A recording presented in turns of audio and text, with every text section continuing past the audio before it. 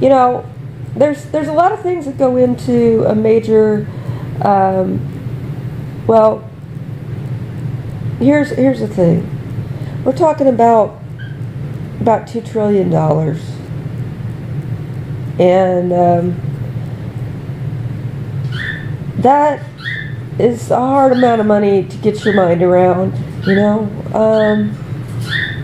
But you got to think about it this way. All right, when you're talking about your cousin Buddy and your cousin Ned and you know all these people that need a job, need you to mention them to me because you don't feel that they would make it through the regular human resources process.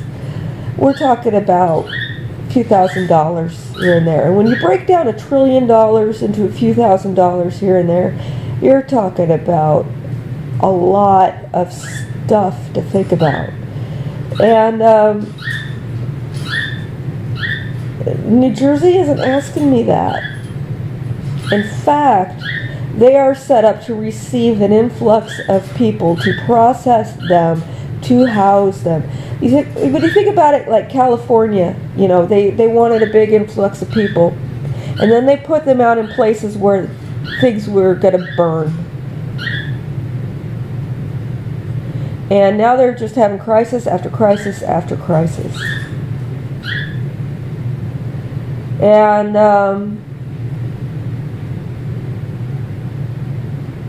you know, there's a law enforcement aspect to this, where a lot of very complex kinds of things happen all across the country. You hear, okay, in Bloomington, you don't hear about these things. And that's another thing. In the state of Indiana, they don't talk about the crime problem that they have. I want to do business in a state that will talk about the crime problems that they have, that will not just talk about it but do something about it. You can't engage people in a dialogue about things if they deny that they exist. What is the point of that?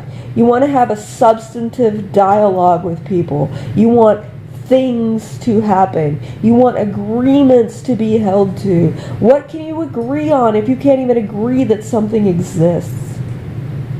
If you've got some kind of slave state going on thing where, you know, certain people have the caste that they get to be prostitutes and drug dealers, and other people don't have the caste that if they are not prostitutes and drug dealers, they have any place in society at all.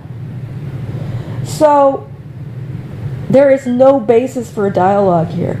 You know, somebody was bringing up that Christmas party in like 1979 where Rosie brought Heather and I to the VFW, and they were having a Christmas party there, and she told me to claim to be a boy so that I would get a boy's present so that we could give it to one of Gary's stepsons.